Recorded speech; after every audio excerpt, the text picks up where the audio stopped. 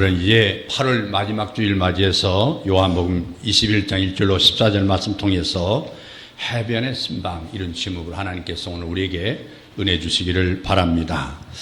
저는 부제로 부활하신 후에 낙심한 제자들 찾아 먹이시는 주님 이렇게 생각을 해보았습니다.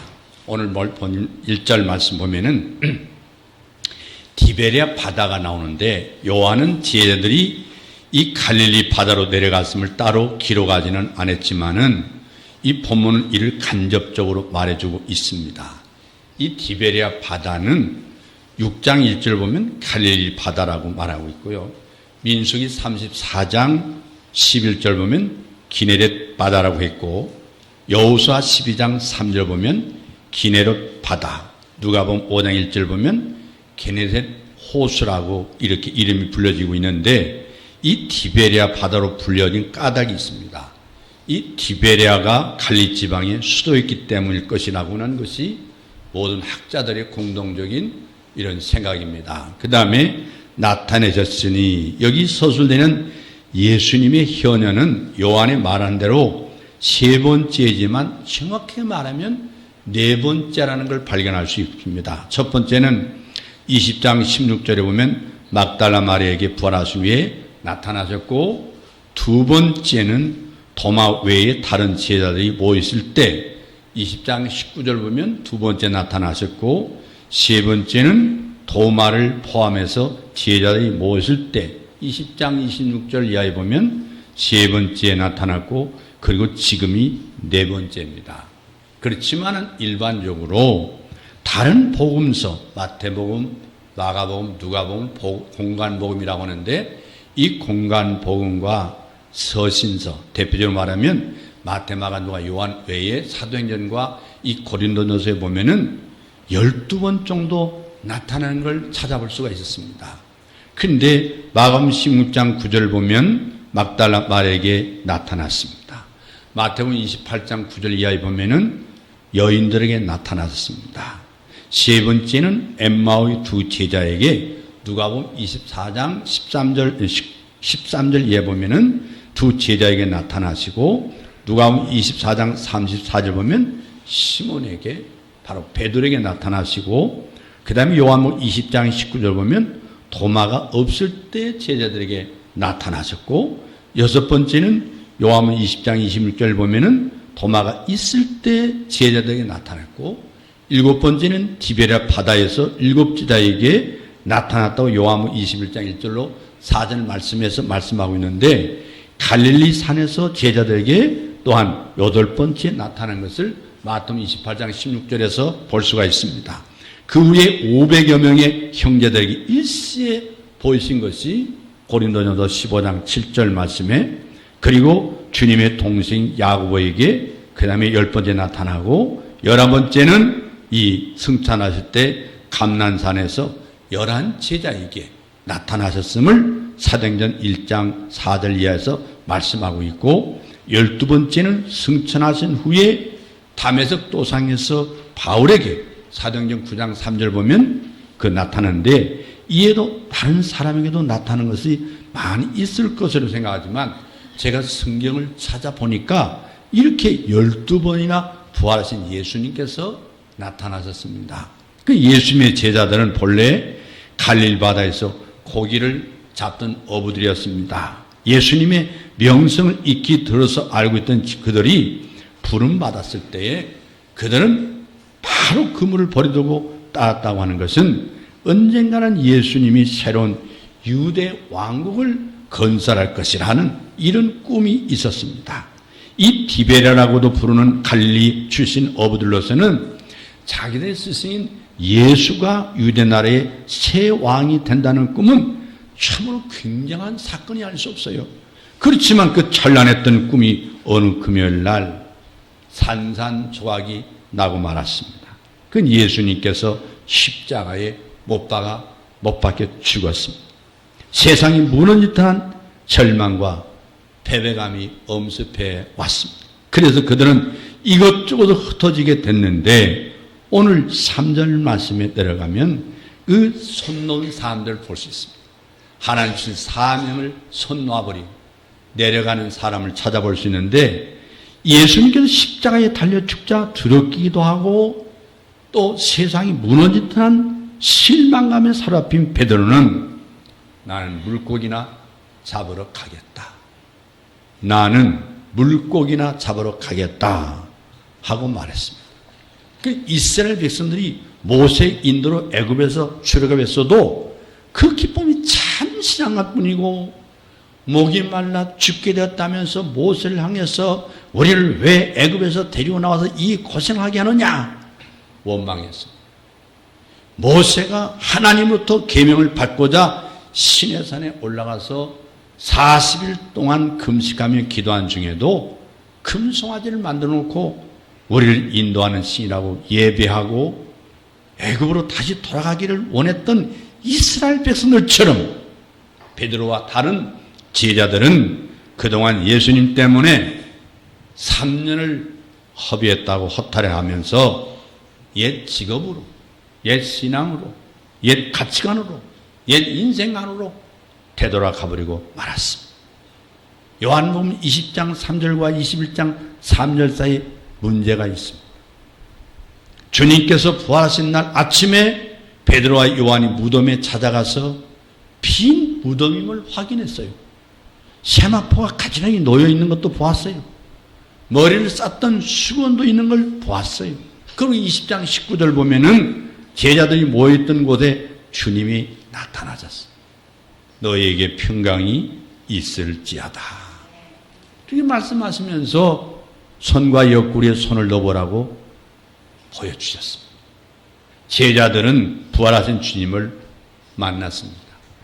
그런데도 21장 3절 보면 베드로는 고기 잡으러 간다면서 갈릴리 바다로 내려갔고 우리도 함께 가겠다면서 다른 제자들도 따라 나섰는데 이들 7명이 내려갔어요. 바로 여기에 의문이 있습니다. 부활하신 주님의 빈무덤에 있는 곳은 어디였습니까? 빈무덤이 예루살렘이잖아요. 예루살렘이 있어요. 부활하신 주님을 만난 것도 어디예요? 예루살렘이에요. 그러나 갈릴리 바다는 예루살렘으로부터 96km나 떨어져 있어요. 갈릴리 바다 북서쪽에는 해발 4,000피트나 되는 산들이 솟아 있습니다. 96km라고 하면 240리예요. 240리 되는 머나먼 길입니다. 바로 이상하게 느껴지는 의미는 여기에 있는 거예요. 왜 부활하신 주님을 예루살렘에서 만났으면서 240리 머나먼 갈릴리까지 갔겠느냐? 그것은 다른 제들도 마찬가지입니다. 왜 그랬을까요? 왜 이들이 예루살렘에서 240리 떨어져 있는 갈릴리를 향해서 내려갔을까요? 첫 번째는 예루살렘의 환멸을 느꼈기 때문입니다. 예루살렘이 지긋지긋했던 거예요. 탁 트인 바다와 어영차 뱃노래를 부르면서 시원하게 그물을 던지던 그 바다, 그리고 드높이 솟은 산들과 파도 출렁이는 바다, 거기에서 바로 베드로가 바로 오랫동안 몸을 묻혔던 고향이란 말이에요. 그런데 베드로는 예수님 만나고 나서 예루살렘이라는 곳을 드날들게 됐습니다. 그렇지만은 이제 예루살렘이 싫어졌어요. 싫어요. 거기 가보니까 음모가 있고 술수가 있고 파벌이 있고 싸움이 있고 부패가 있고 타락이 있고 범죄가 있는 예루살렘이 싫었어요. 이 서울과 부천 대도시와 똑같습니다. 더군다나 사랑하는 예수님을 십자가에 못 박아 죽인 잔인한 도시인 예루살렘이 싫었어요. 거기서 베드로는 예수님을 3번이나 부인했습니다. 도시를 싫어하는 것도 사실은 예수님도 마찬가지예요. 예수님이 예루살렘에 오신 것은 몇 차례 절기를 지키기 위해서였고 십자가의 쓴 잔을 마시기 위해서 도시에 올랐던 거지, 이 도시란 언제 어느 곳이나 마찬가지입니다. 사람들이 만든 도시는 모두 문제를 안고 있어요. 세계는 점점점 대도시화 되고 있어요. 저도 1000만 명이 사는 대도시화 되고 있어요. 전 세계 거의 한 85%가 대도시화 되어 있어요. 뉴욕이나 파리나 일본 동경이나 대한민국 서울 어느 곳이나 마찬가지예요. 그러나 영원한 도시, 영원히 살 곳은 새 예루살렘 뿐입니다. 그건 인간이 만든 어느 도시와는 전혀 다른 영원한 안정과 평화가 있습니다. 베드로와 다른 제자들은 환멸의 도시 예루살렘에 더 이상 머물러 있을 필요가 없다고 판단하고 갈릴리 고향으로 되돌아간 거예요. 두 번째는 그들에게는 부활신앙이 없었습니다. 부활의 믿음이 없어요. 베드로가 고향 갈릴리로 돌아간 것은 일종의 도피입니다. 예수님이 베드로를 부르실 때도 어디에 있습니까? 성경을 많이 본 분은 기억하겠죠. 우리 교회에서는 100도 온 사람 없을 거 아니에요. 내가 볼 때는 10독에서 많이 했을 텐데, 여러분, 예수님이 똑같은 장소에서 베드로를 불렀던 장소 어디예요? 똑같은 갈릴리 디베라 바다예요. 그래서 누가복음 5장에 나와 있잖아요. 누가복음 5장에 나와 있어요. 그때 예수님이 부르실 때 백분입니까? 그물과 부모까지 버리고 쫓았어요. 그리고 3년 동안 예수님을 따라다니면서 사람을 낳는 새 훈련을 받았습니다. 그런데 베드로가 갈릴리 바다에 나타난 3년 전에 버렸던 그 베드로 배와 그물을 다시 찾고 취해서 고기잡이에 나선 것은 바로 베드로의 뭐입니까? 타락이죠. 타락입니다. 불신앙입니다. 외도인 거예요. 중요한 것은 베드로와 다른 제자들에게 부활신앙이 없었어요. 그래서 베드로가 흔들리니까 그를 의지하고 따랐던 다른 제자들까지 같이 흔들려 버린 거예요. 그들은 형님이 가시면 우리도 가겠습니다. 그런 입장이 되어버렸던 거죠. 여러분, 부활신앙이 없으면 환경과 형편에 따라 좌우됩니다. 흔들리게 됩니다.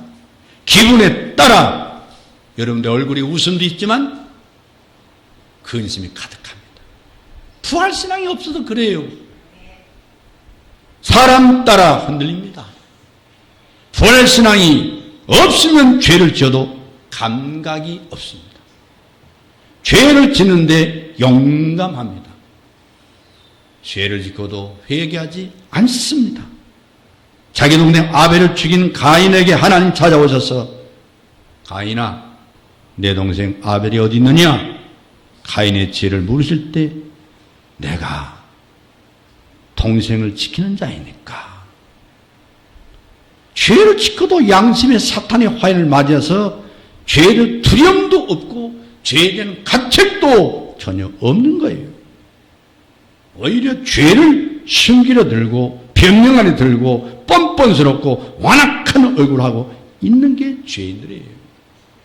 그러나 백보자 심판 때는 자기 입으로 자기 죄를 직고한다고 했잖아요.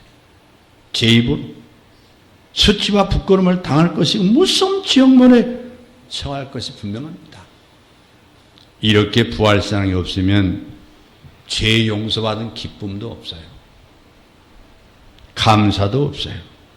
신앙은 형식화 되어버립니다. 부활신앙이 없는 가정이 신앙이 흔들리면 그 가정의 신앙이 흔들 수밖에 없는 거죠. 가족의 영혼에 대한 조금도 지옥이라는 것을 믿는다고 하면은 예수 안 믿는 사람을 향해서 태연하다는 자체는 신앙이 죽은 거예요. 부활신앙이 있다고 봅니까? 솔직히 말해서. 부활신앙이 없는 거예요. 오늘 한국 기독교가 부활신앙이 있으면 이 모양 이 꼴 됐겠습니까? 솔직히 저도 목사들이 이렇게 타락할 수 있겠습니까? 교회가 이렇게 세상으로 돌파면을 맞을 정도로 타락했겠어요? 부활신앙이 없기 때문에 그렇습니다. 여러분, 부모의 신앙이 흔들리면 자녀들의 신앙이 흔들리는 겁니다. 굳게 서서 지도해야 할 사람이 흔들리면 따르는 사람의 신앙도 흔들립니다. 그러나 부활신앙이 있는 자는 죄에 대해서 통해잡아가게 됩니다. 죄에 대해서 두려움이 생깁니다. 가슴이 뜁니다. 부활신앙이 있는 자만이 복음의 감격과 기쁨이 있는 줄로 믿습니다. 부활신앙이 회복될 때 온전한 삶과 헌신이 따르게 되는 것입니다. 이는 부활신앙이 있습니까? 저는 우리 전사님 때 설교 훈련시켜서 설교할 기회를 솔직히 핑계 같지만 줍니다. 많이 훈련을 하라는 거죠. 근데 문제는 뭐냐면 전사님 혼자 예배인도 할 수 있습니까?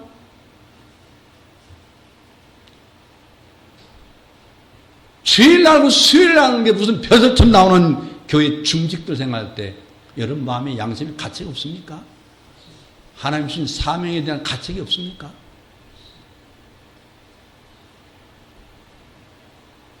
부활신앙이 없기 때문에 문제가 생기는 거. 문제를 바라보는 시각도 잘못된 거. 그 시각이 잘못됨으로 사탄의 말에 귀를 기울게 되는 거. 결국 사탄의 종이 되고 마는 거예요. 부활신앙에 감격이 있는 자만이 충성된 신앙을 가집니다. 여러분의 죄가 십자가에 예수 그리스도의 피 흠뻑 터질 때 부활의 기쁨과 능력을 받게 된 줄로 믿습니다. 삶의 환희와 생동감이 넘칩니다. 십자가의 감격 없으면 부활의 기쁨도 없는 거예요. 바울은 골로새서 2장 7절 말씀에 그리스도 예수 안에 뿌리를 박으라. 그 위에 세우라. 그리고 믿음에 굳게 서라고 말씀하고 있습니다. 부활신앙으로 든든하게 세워가시기를 주의 이름으로 축원합니다. 그래 흔들리지 마시길 바랍니다. 환경과 여건과 유혹과 어떤 경우도 흔들리지 않기를 주의 이름으로 축원합니다. 부활신앙으로 승리하시기를 주의 이름으로 축원합니다. 두 번째 3절 보니까 얻은 것 없는 광야를 볼 수 있어요. 여기도 무엇을 볼 수 있어요? 손 마른 사람들을 볼 수 있어요. 베드로와 7 제자들에게 있어서 가장 절박한 것은 바로 여기에 있는 생계가 문제일 겁니다. 어떻게 살아갈까?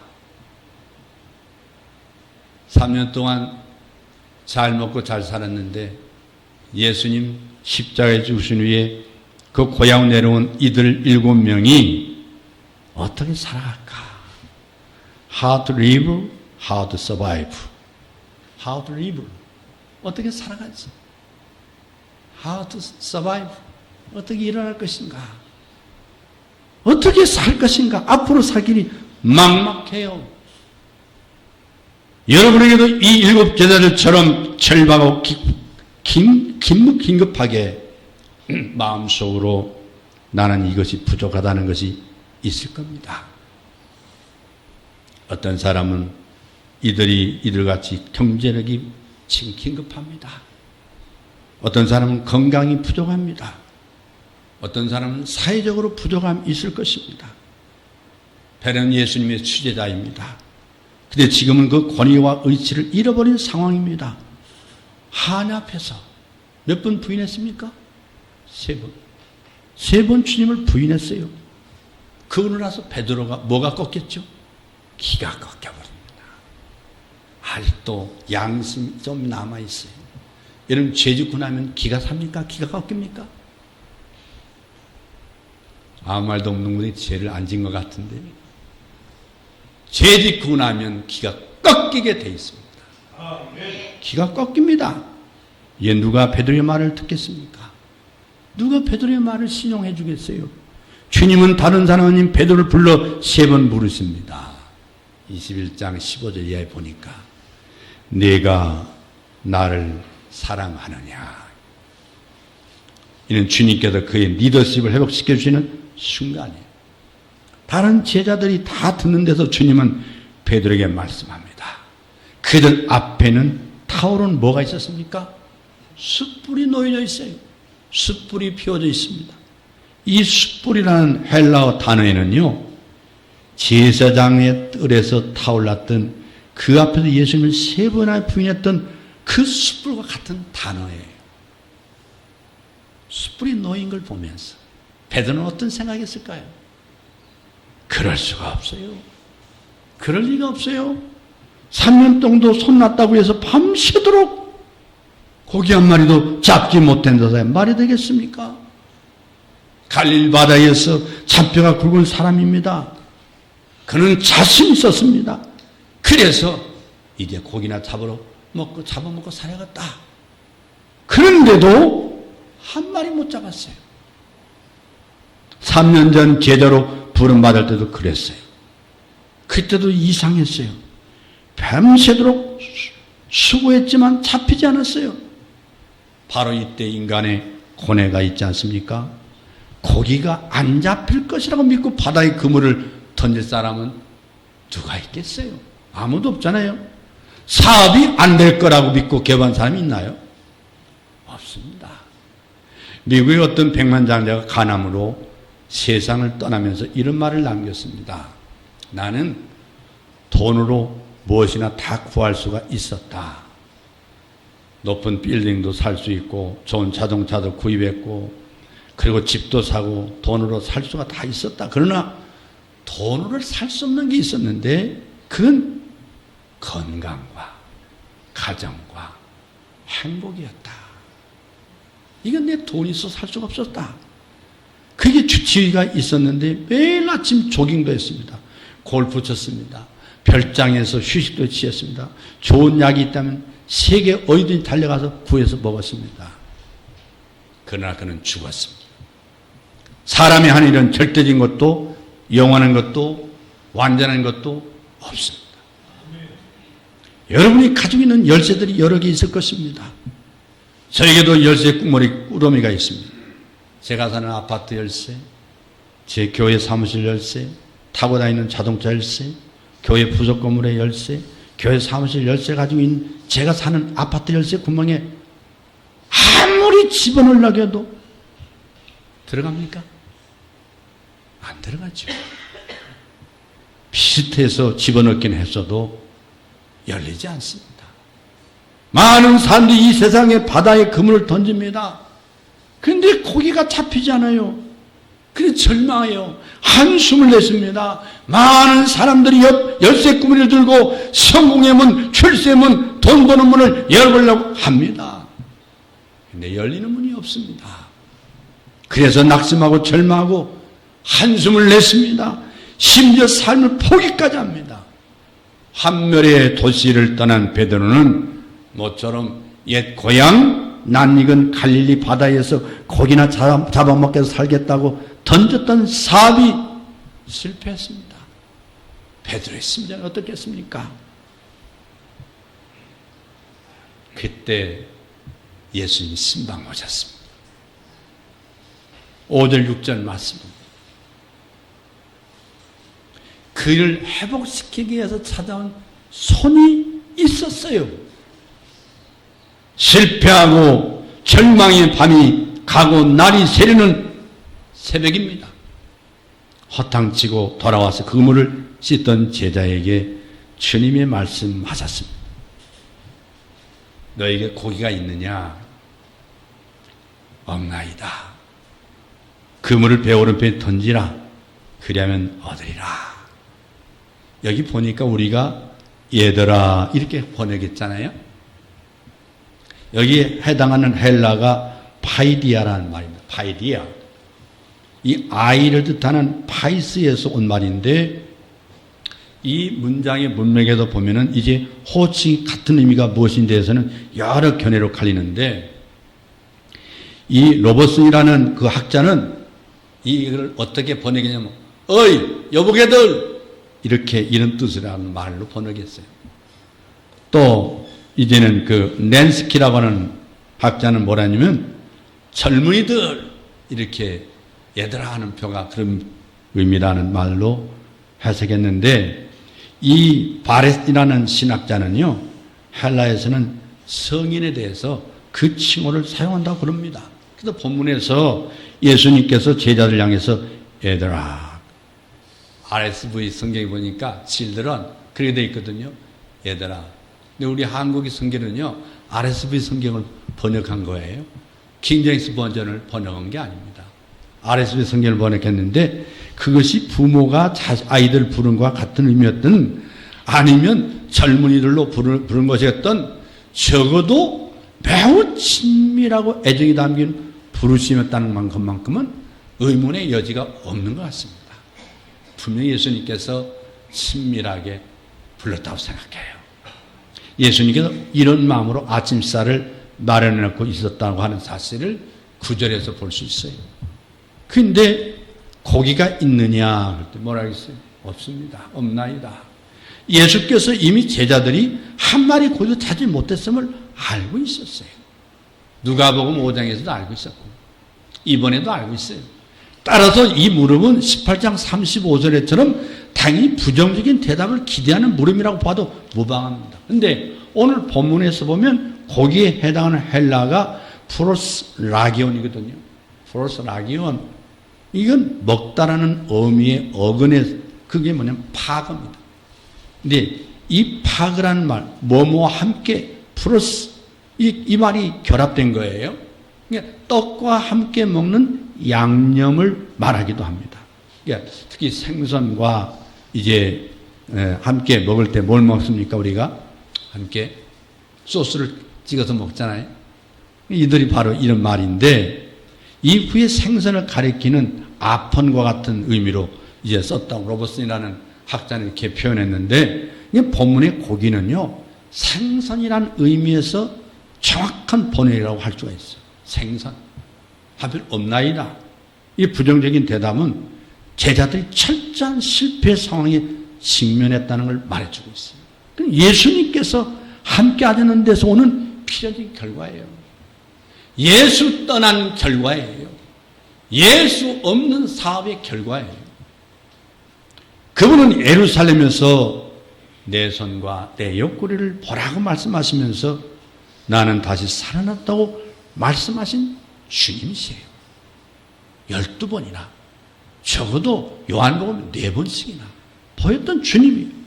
246일 먼 길을 그래도 배신하고 도망친 제자들을 찾아와서 주님께서 왜 거기까지 오실까요? 사랑하는 제자들이 고기를 잡지 못해 굶어 죽을까봐 뒤따라오셨을까요? 부활하신 주님께서 부활을 믿지 못한 제자들이 나타나셔서 내가 너희와 함께 있을 때 너희에게 말한 바 곧 모세의 율법과 선지자들의 시편의 나를 가리켜 기록된 모든 것이 이루어져야 하리라. 어디에서 말씀한 거예요? 누가복음 24장 한번 찾아볼까요? 누가복음 24장 44절 말씀부터 한번 찾아보겠습니다. 48절까지 44절부터 48절까지 말씀을 읽겠습니다. 함께 읽겠습니다. 또 이르시되 내가 너희와 함께 있을 때에 너희에게 말한 바 곧 모세의 율법과 선지자의 글과 시편에 나를 가리켜 기록된 모든 것이 이루어져야 하리라 한 말이 이것이라 하시고 이에 그들의 마음을 열어 성경을 깨닫게 하시고 또 이르시되 이같이 그리스도가 고난을 받고 제3일에 죽은 자 가운데서 살아날 것과 또 그의 이름으로 죄사함을 받게 하는 회개가 예루살렘에서 시작하여 모든 족속에게 전파될 것이 기록되었으니 너희는 이 모든 일의 증인이라. 아멘. 아멘. 여러분, 이 주님은 시리에 빠져서 엠마오라는 고향으로 낙향하는 두 제자에게도 나타나셔서 하신 말씀이요. 이 누가복음 24장 31절에 33절 말씀이에요. 한번 읽어보겠습니다. 31절로 33절 시작. 그들이 눈이 밝아져 그인 줄 알아보더니 예수는 그들에게 보이지 아니하신지라. 그들이 서로 말하되 길에서 우리에게 말씀하시고 우리에게 성경을 풀어주실 때에 우리 속에서 마음이 뜨겁지 아니하더냐 하고 곧 그때로 일어나 예루살렘에 돌아가 보니 11 제자 및 그들과 함께한 자들이 모여 있어. 아멘. 여러분, 이 말씀 그 시대의 증인이 되었던 사실인데요. 주님은 중요한 말씀합니다. 오늘 이렇게 말씀하던 의도가 뭘까? 예수님께서 이렇게 말씀하신 의도가 분명히 있을 거란 말이에요. 그럼 이유가 뭐냐? 주님이 첫째는 마른 손을 회복시켜 주시려고 찾아오신 거예요. 여러분, 죄인의 손은 열매가 있습니까? 없습니다. 어디서 말했습니까? 창세기도 말하고 있잖아요. 아담과 하에게 열매가 있다고 말했습니까? 여러분, 땅은 엉겅퀴와 가시가 난다고 그랬잖아요. 열매가 없다는 얘기예요. 죄인의 손은 열매가 없습니다. 가시는 글과 엉겅퀴일 뿐입니다. 그래서 주님은 온 인류의 죄를 뒤집어 쓰시고 가시 멸관을 쓰시고 선악과를 따먹은 죄인들의 손을 대신하여 손과 발의 못을 받았습니다. 나의 죄, 너의 죄를 위하여 손과 발의 못을 받았어. 이 못을 받았어요. 죄악으로 말라버린 손을 회복시켜 주시려고 손과 발의 못을 받았어요. 사랑하는 제자들이 예루살렘을 떠나 갈릴 바다에 그물을 던지고 있었습니다. 그들을 그냥 내버려 둘 수가 없습니다. 왜 그렇습니까? 주님은 사랑이시니까. 하나님은 사랑이니까. 너무너무 그들을 사랑하시기 때문에, 너무너무 좋아하시기 때문에 주님을 떠나 마른 손이 되어버린 제자들을 고쳐주시려고, 살려주시려고, 회복시켜주려고 240리 머나먼 길을 신방 오셨어요. 그들을 그냥 내버려 둘 수가 없는 겁니다. 예수님은 요한복음 14장 18절에 이렇게 말씀하고 있어요. 내가 너희를 고아와 같이 버려두지 아니하고 너에게로 오리라. 그 약속하신 사랑 때문에 주님이 찾아오신 줄로 믿습니다. 갈릴리 바다에 인생 광야에 손마른 채로 고아 같이 버려둘 수가 없어서 오늘 또 우리에게 찾아오셨어요. 하나님의 계명을 어기고 숨어버린 아담과 하와를 찾아 신방하셨듯이 외로운 제자들, 절망하여 예수님을 떠난 제자들 그냥 버려둘 수가 없어서 주님은 찾아서 240리 먼 길을 신방 오셨습니다. 여러분, 고독한 분이 있습니까? 망망한 바다에서 흔들리는 배 한 척처럼 아슬아슬한 삶을 사는 분이 있습니까? 안심하십시오. 주께서 지금 이 시간에 신방 오셨습니다. 여러분을 찾아오셨습니다. 사랑하는 성도 여러분, 고독과 절망과 좌절과 싸워서 이긴 길은 나를 사랑하셔서 인생 해변에 찾아오신 부활하신 주님을 만나는 길인 줄로 믿습니다. 인생 광야에서 하늘마다 실패해서 낙심에 시면에서 몸부치는 성도가 있습니까? 모세가 만든 구리장대를 바라보고 살았던 이스라엘 백성처럼 나를 위해서 오시고 나의 죄를 위해서 죽으시고 나를 살리려고 다시 사신 부활하신 예수님을 바라보시기를 죄 이름으로 축원합니다. 그리고 주님 앞에 회개하십시오. 부활하신 주님을 믿으십시오. 그리고 예수님의 증인이 되기를 죄 이름으로 축원합니다.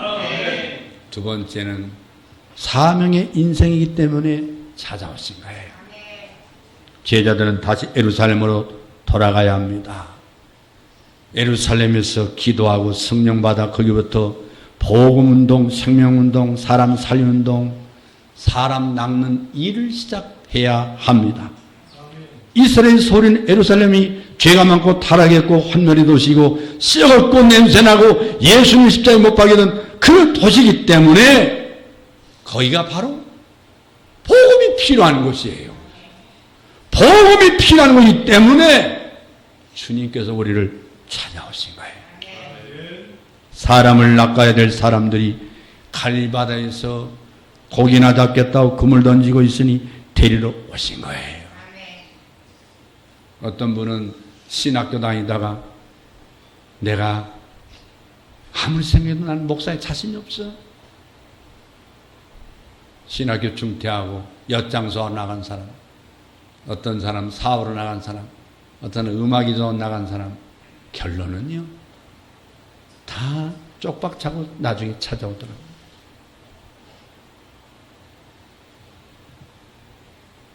하나님의 사명은 내가 그릇이 돼서 나를 부른 게 아니에요.